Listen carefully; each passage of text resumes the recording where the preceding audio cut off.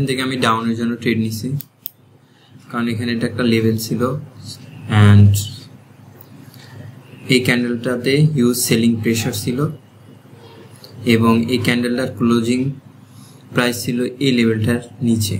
ঠিক আছে, যেতে এই লেভেলের নিচে ছিল, যার কারণে আমি ডাউনওয়ার্ড ডিরেকশনের জন্য ট্রেড দিছি এখানে। আশা করি এই ট্রেডটা উইন হব।